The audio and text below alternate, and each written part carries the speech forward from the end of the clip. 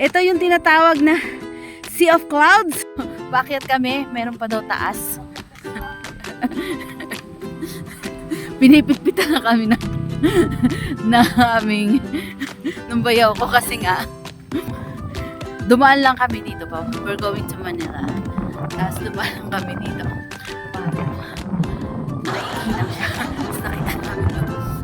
Sabi namin punta na kami dito sa taas. So, eto siya. Pakita ko sa inyo pag nandun na kami sa taas. Kung ano yung itsura sa taas.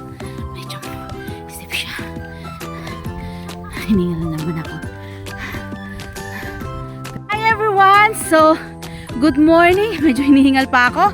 Ito yung tinatawag na Sea of Clouds dito sa Barangay Magsaysay, Infanta, Quezon. So ayan guys, nakikita nyo ang dami ding tao dito sa Sea of Clouds. Marami din dito mga pumupunta. Nakikita nyo, di ba? Ang ganda-ganda ng mga ulap. Talagang kitang-kita na ang daming